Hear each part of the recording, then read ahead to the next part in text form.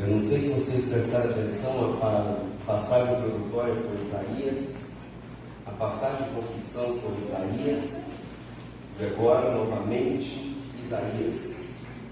Que bom que a gente não combinou nada presbiterianamente. É Deus confirmando a sua palavra. Isaías 21, 2 versículos apenas, versículo 11 e versículo 12. Isaías 21, versículo 11 e versículo de número 12. Diz assim a palavra do Eterno: sentença contra Dumá, gritam-me de Seir, guarda, a que hora estamos da noite? Guarda, a que horas? Respondeu o guarda: vem amanhã e também à noite. Se quereis perguntar, perguntai, voltai, vinde. Guarda, a que horas estamos da noite? É sobre isso que quero falar nesta noite. A que hora estamos da noite? É interessante que existe 2 textos na Bíblia difíceis de ser pregado. Existe pelo menos 2 textos na Bíblia difíceis de ser pregado. O primeiro texto é aquele texto conhecido, que quando você abre a Bíblia e começa a ler,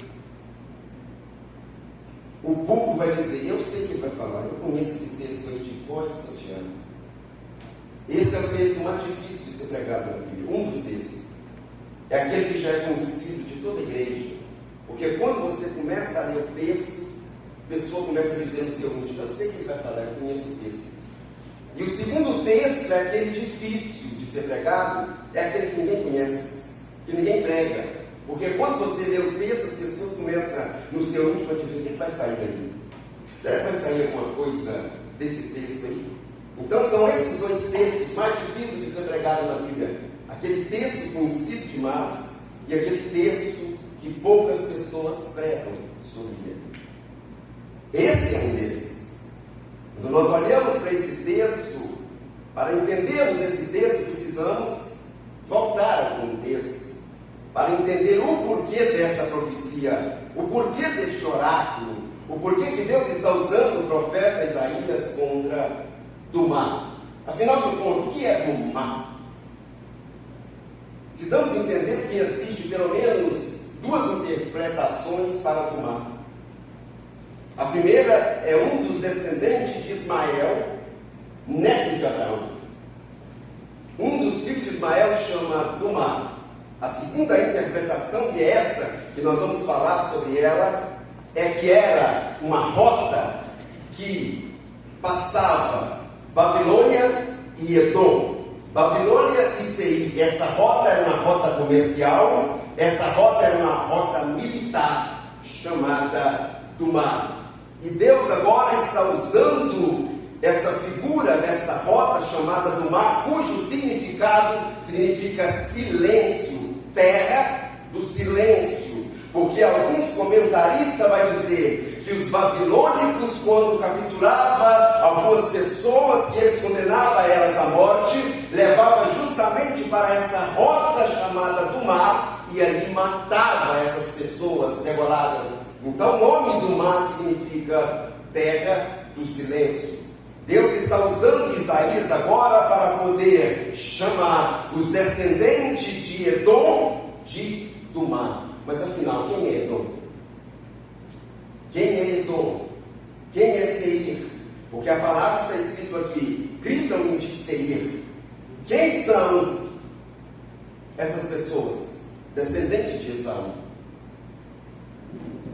Descendente de Esaú, irmão de Jacó, filho de Rebeca, filho de Isaac. Estes são os descendentes de Esaú, que Deus está usando o profeta Isaías para lançar uma sentença contra eles, um veredito contra eles, um oráculo contra eles.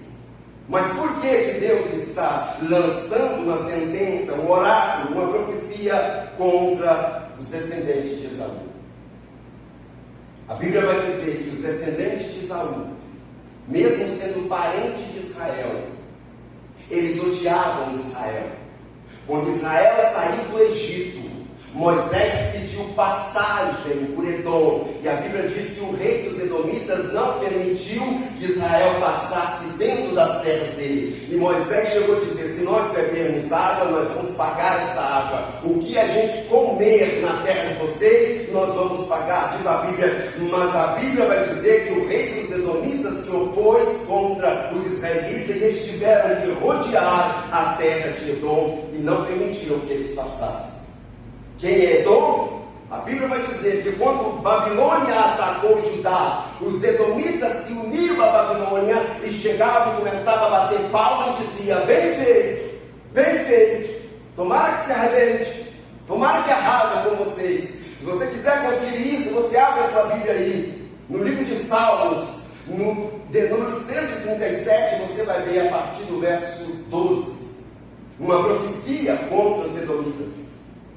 Porque a Bíblia diz que a ira dos babilônios era tanta que eles pegavam as crianças dos israelitas, crianças recém-nascidas, e pegavam eles e lançavam contra as pedras, explodiam o seu corpo, explodiam as suas cabeças, e os edomitas ficavam de longe dizendo: bem feito, bem feito, bem feito.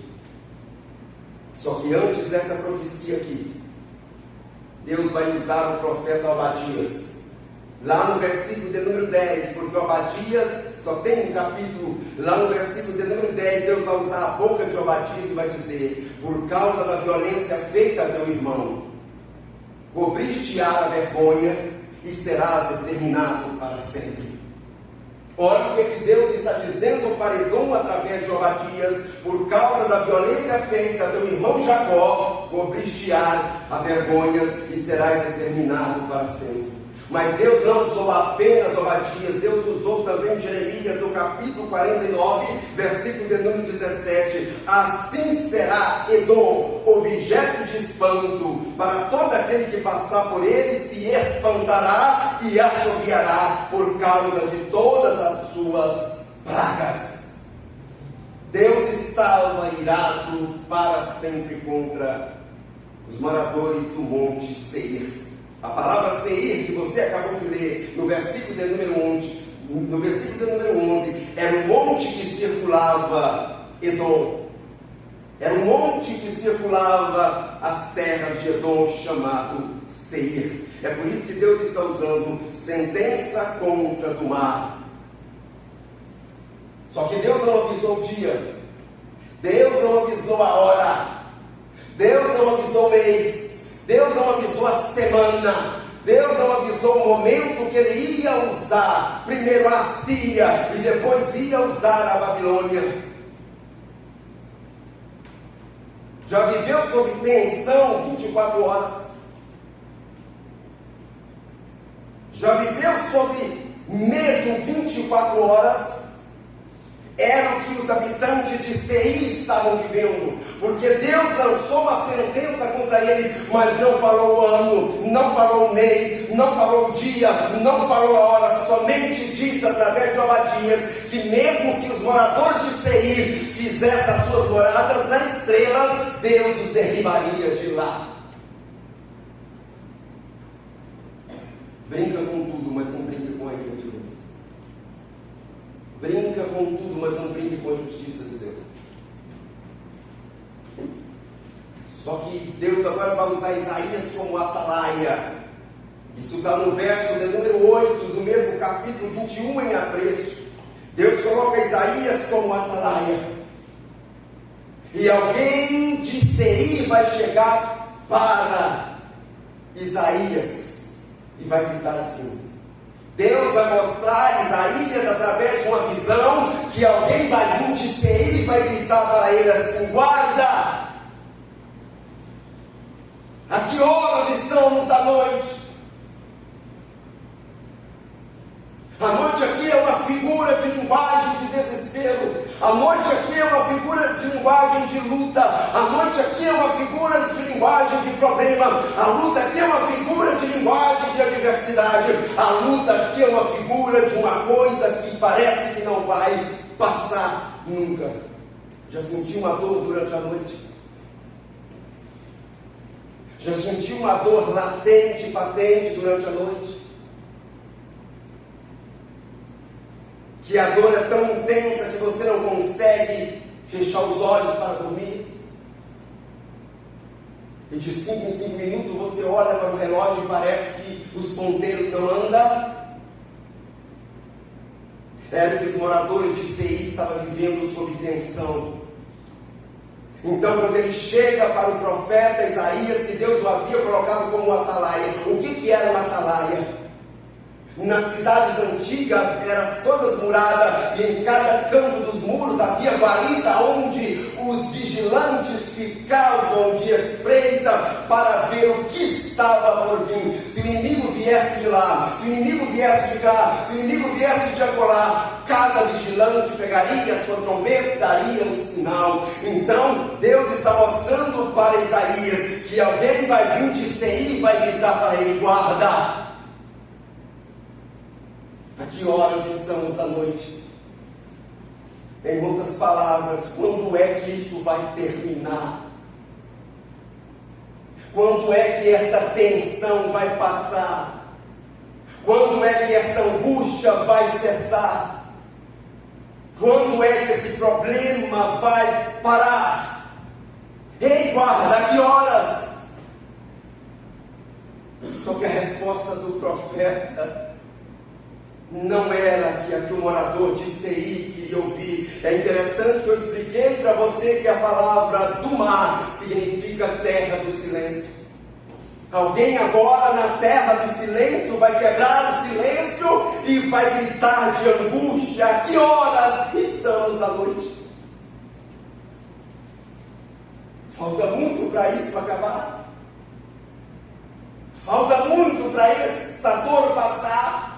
Falta muito para esse desespero terminar. Eu me lembro disso no auge da Covid-19.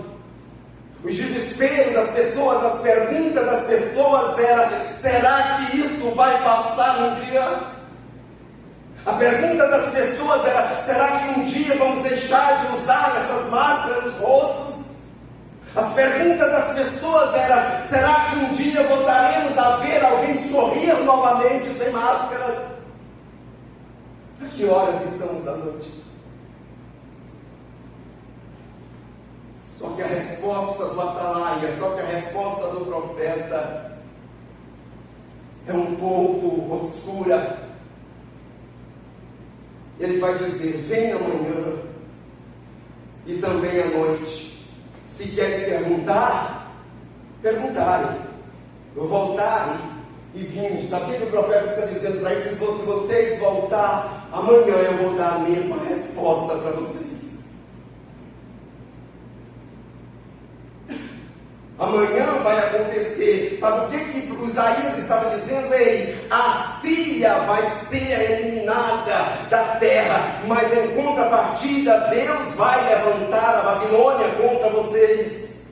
Se Deus tirar a Síria de sobre vocês, Ele vai levantar a Babilônia contra vocês. Em outras palavras, Isaías estava dizendo para Edom, para os moradores de Seir, para o morador da cidade do silêncio: não espere dias bons. Não espere dias bons. A que horas estamos da noite? Quando eu estou falando de a que horas estamos da noite, eu me lembro do capítulo 5 de Daniel, onde a Bíblia vai dizer que o rei Beltesazar deu um banquete a 1000 dos seus grandes. Ali tinha prefeito, ali tinha governadores, ali tinha presidente, ali tinha sátrapas, ali tinha príncipes, ali tinha princesas. E quando ele já estava embriagado, ele vai pedir agora, ele vai ordenar agora, melhor dizendo, que trouxesse os vasos que seu avô Nabucodonosor havia roubado e saqueado do templo de Jerusalém. Os mesmos vasos que eram usados na presença de Deus. Belsazar está dando uma ordem para que trouxesse esses vasos para uma festa de orgia, para que ele pudesse profanar os vasos de Deus. E os vasos foram trazidos. Vinho foi colocado dentro dos vasos. Mas a Bíblia diz que no mesmo instante, parte de uma mão, um dedo começou a escrever na parede estucada do palácio. Era noite. A Bíblia diz que era noite. Belsazar não sabia que aquela seria a sua última noite.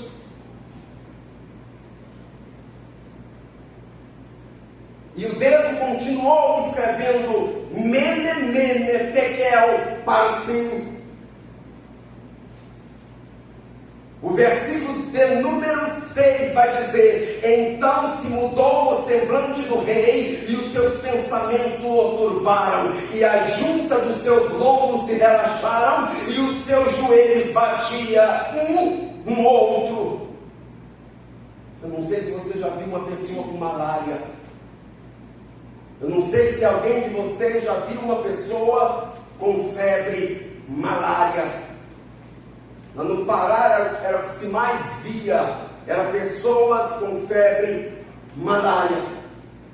Existem picos que volta e meia ataca a pessoa de calafrios, e ela começa a tremer a tal ponto que pode colocar um edredom sobre ela em pleno meio-dia com o sol escaldante, que ela continua tremendo, batendo os joelhos contra os outros. Eu estou falando de uma febre humana. Agora imagina um homem diante do juízo de Deus, como deve ter tremido naquele dia. Guardas, a que horas estamos da noite? A que hora estamos da noite? Ninguém conseguiu interpretar, porque só sabe interpretar o que Deus escreve quem tem intimidade com Deus. Nem astrólogos, nem feiticeiros, ninguém do reino que mexia com área de magia conseguiu interpretar a escrita, porque o inferno só consegue ir até onde Deus quer. E a Bíblia diz que foi chamado Daniel e introduziu ele na presença do rei. A primeira pergunta que o rei fez para Daniel não é o que está escrito ali, Daniel. A primeira pergunta que o rei fez para Daniel foi a seguinte: és tu aquele mesmo Daniel que meu pai trouxe dos cativos de Judá? Em outras palavras, Belsazar estava dizendo: você é o mesmo, ou a Babilônia mudou você também? A Babilônia não pode mudar você. Aprenda a ter o segredo da garça. Fica com os pés na lama, mas não suje a sua plumagem. Ele prometeu presentes a Daniel, quem sabe para ver se comprava uma resposta aprazível, e Daniel vai dizer: fica os seus presentes para você. Eu vou interpretar. Não era escrita, era pesos e medidas. O que estava escrito na parede não era escrita, era pesos e medida. Mene, mene, pesado, pesado, tekel, dividido, parsim, contado. O teu reino foi contado, contado, pesado e dividido.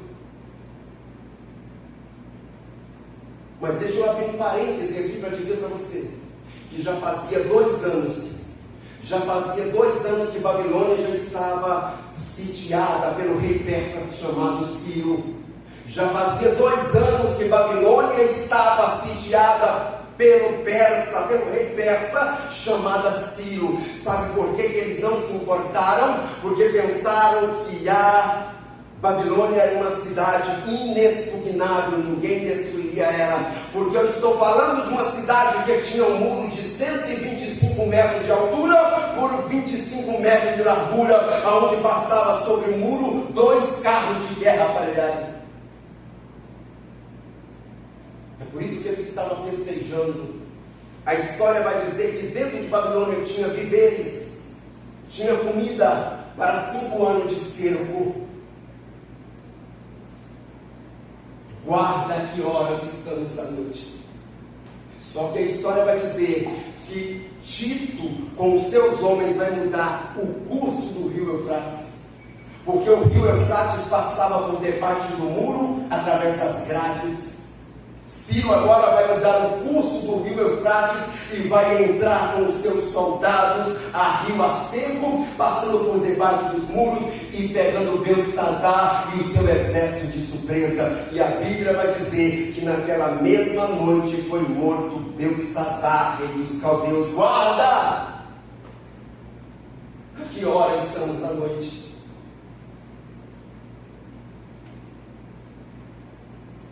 Ele não sabia que aquela seria a última noite dele. Ele não sabia que aquela seria a última noite dele na terra. E parece que isso não vai acontecer mais, mas quando nós olhamos para a história, nós vamos falar sobre Herculano e sobre Pompeia. Quem nunca assistiu o filme sobre Pompeia, quem nunca leu sobre Pompeia, uma das cidades da Itália, na Baía de Nápoles, que foi sepultada pelas cinzas e lavas do vulcão chamado Vesúvio no ano 79. O impossível, amados, é imaginar as densas trevas, tremor de terra, ondas do mar, cinzas caindo, sufocando instantaneamente os 30 mil habitantes de Pompeia, sem dar tempo a eles para escapar. Posteriormente, escavações da cidade de Pompeia ia revelar para mim e para você que a cidade foi pega de surpresa nas suas maiores orgias e devassidões e impiedades. Guarda! A que horas estamos da noite? A que horas estamos da noite? Para Pompeia, ela achava que não seria pega de surpresa e não sobraria ninguém. Para Belsassar, que tinha uma cidade quase inexpugnável, ele também achava que ninguém conseguiria destruir Babilônia. Para Seir, ele também achava, por ser uma cidade opulenta, por ser um país opulento, ele achava também que não seria destruído. Mas Deus está dizendo para eles, através de Isaías: a noite vai vir, o dia vai passar, mas a noite vai voltar novamente. A que horas estamos à noite? É interessante que quando a gente olha para essas histórias, poderíamos falar aqui de Mesina, poderíamos falar aqui de Titanic, faltaria tempo para falarmos de homens e mulheres que foram pegos de surpresa com a morte, sem estar esperando por ela.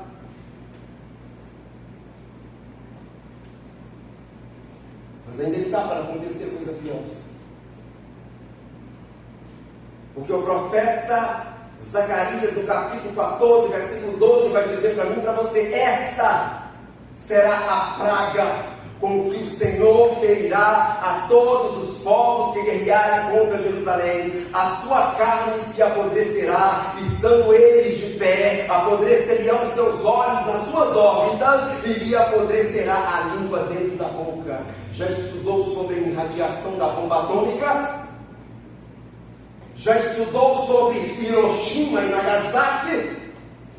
O que horas acabamos de ler é os mesmos efeitos da irradiação da bomba atômica. Se você gosta de estudar e pesquisar, você vai ver que este mesmo fato aconteceu em Hiroshima e Nagasaki, quando os Estados Unidos lançaram 2 bombas no dia 6 e no dia 9 de agosto de 45 sobre 2 cidades japonesas chamadas Nagasaki e Hiroshima. A história vai dizer que tinha pessoas sentadas. A radiação foi tanta que elas se evaporaram, ficando apenas à sombra. A história vai dizer que tinha criança caminhando. A radiação foi tanta que evaporou elas, ficando apenas o reflexo delas na parede.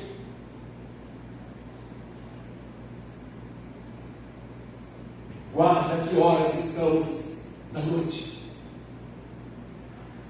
E eles vão insistir, porque vai ser superlativa a pergunta.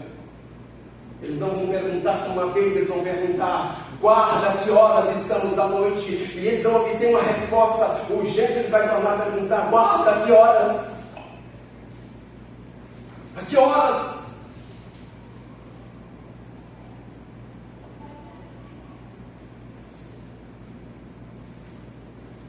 Quando nós olhamos para 1 Tessalonicenses, capítulo de número 5, versículo de número 3, nós vamos ver o apóstolo Paulo dizendo assim: quando andarem dizendo paz e segurança, eis que virá repentina destruição, como vem as dores daquela que está de pacto para dar luz, e de nenhum modo escaparão.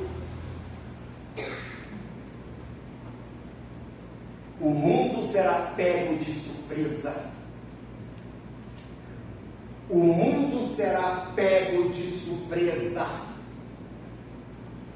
O mundo não está esperando o arrebatamento. O que o mundo está esperando é um presidente que possa melhorar as suas vidas financeiras. E eu preciso dizer que o cenário mundial já está preparado para receber o anticristo. Se você me perguntar, Marco, o anticristo já se manifestou no cenário internacional em pessoas, eu vou te dizer que não, mas o espírito do anticristo já está atuando na área econômica, na área religiosa e na área política, porque são essas três áreas que sustentam a nação: religião, política e economia. Nessas três áreas, o espírito do anticristo já está atuando e o cenário já está montado para recebê-lo. O profeta Daniel vai falar de 10 pontas. São uma confederação de 10 nações que se levantaria nos dias finais. É chamado de Mercosul. E no meio dessas 10 pontas haveria de nascer uma ponta pequena que derrubaria todas as outras 10. É o poder do anticristo que já está atuando na área religiosa, na área política e na área econômica. Guarda que horas estamos da noite. A que horas estamos do fim? Quando eu estou falando sobre horas, eu me lembro do apóstolo Paulo escrevendo aos Romanos, no capítulo de número 13, versículo de número 12, o qual ele vai dizer: já vai alta noite e vem chegando o dia, deixemos pois as obras das trevas e revistamos-nos de armas da luz, porque já vai alta a noite. Sabe o que ele está dizendo? Está chegando o dia. Está chegando o dia. A pergunta que ecoa é: a que horas? Muitas pessoas já tentaram marcar data, já tentaram marcar mês, já tentaram marcar ano, já tentaram marcar dia, mas a pergunta ainda fica no ar: guarda, a que horas estamos da noite? A que horas estamos da noite?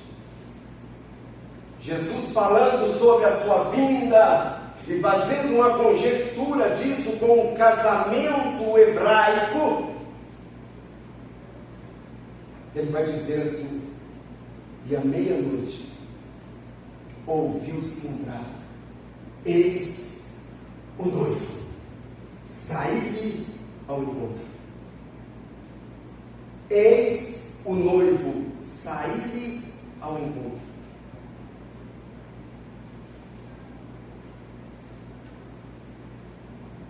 Eram 10 virgens. Não confunda elas com a igreja, dama de honra. São damas de honra. Eram 10 virgens. Você olhava para essas 5, parecia essas 5. Você olhava as mesmas lamparinas, eram as mesmas lamparinas. Quem sabe o mesmo penteado de cabelo, o mesmo penteado de cabelo. Cantava os hinos mesmo, os mesmos hinos cantavam. Quem sabe participava, deixa eu conjecturar para os dias atuais, participavam da mesma igreja, só que tinha um problema. 5 tinham azeite de reserva e 5 não. O problema não é ter lamparina, o problema é ter azeite de reserva, porque tem muita gente que tem lamparina. Tem muita gente que tem lamparina em casa. O problema não é ter lamparina em casa, o problema é ter azeite de reserva.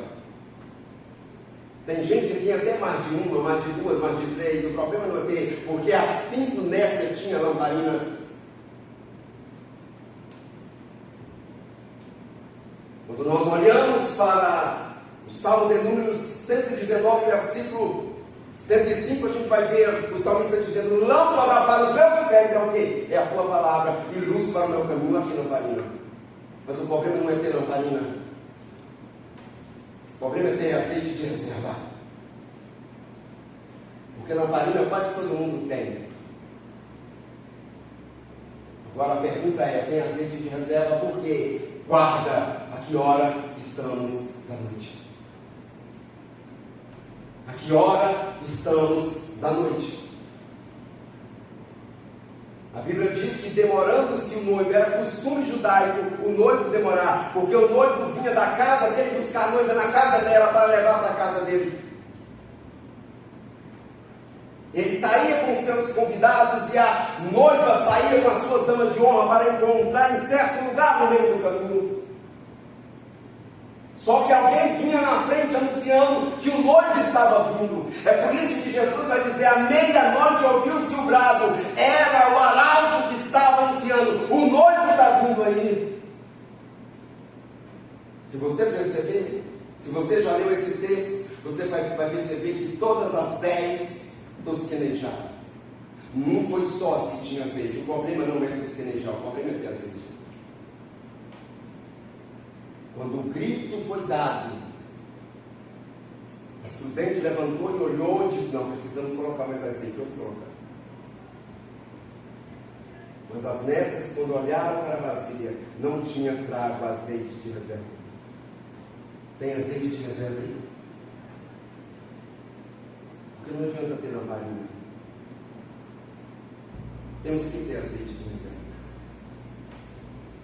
E eu finalizo agora com uma pergunta: guarda, a que horas estamos da noite? O apóstolo João vai responder essa pergunta para mim e para você. Abre sua Bíblia para nós finalizarmos. 1 João. O apóstolo João responde a pergunta lá do Idoíta.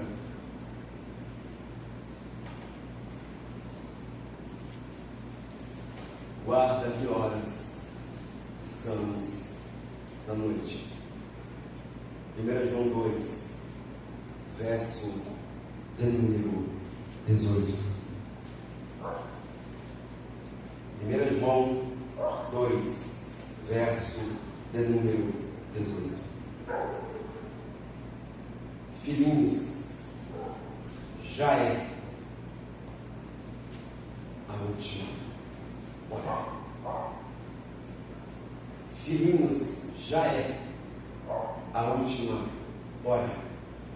Ei, João, o que mostra que já é a última hora?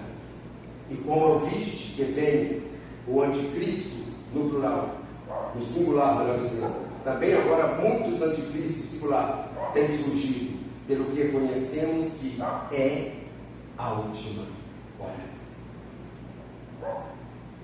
O que eu preciso dizer para você é que Deus não trabalha com esse relógio. Um dia para Deus é como um ano, e um ano como a vigília da noite que passou. Deus não trabalha com cronos, Deus trabalha com kairos, é diferente. João está, há mais de 2023 anos, João está dizendo: filhinhos, já é a última hora. E o que antecede isso, João, para você afirmar isso? Anticristo. Anticristo.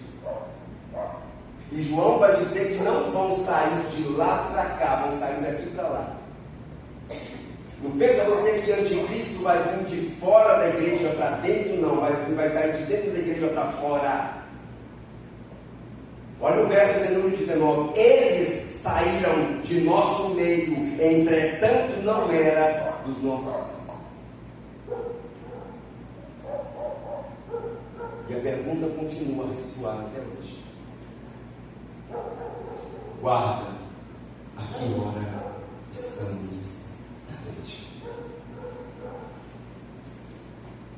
Não houve resposta precisa para que ele aumente do mar. A qualquer momento vai acontecer. Jesus não disse dia, Jesus não disse hora, simplesmente ele disse vigiar. Porque não sabeis o dia e nem a hora. Pode ser de manhã, pode ser à noite, pode ser de madrugada, pode ser ao meio-dia, pode ser quando você estiver saindo para o trabalho. Guarda a que hora estamos na noite. Vamos orar?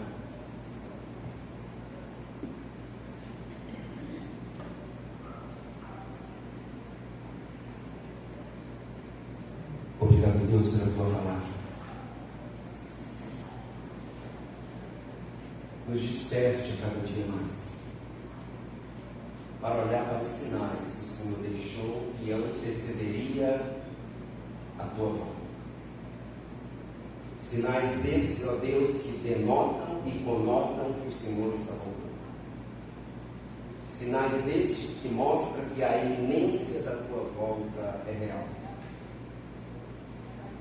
Nos ajude a cada dia mais a olhar para os sinais, para entender que estamos vivendo os dias finais da igreja na terra. A pergunta do mundo em meio a tudo isso é: a que horas estamos na noite? A que horas estamos no fim?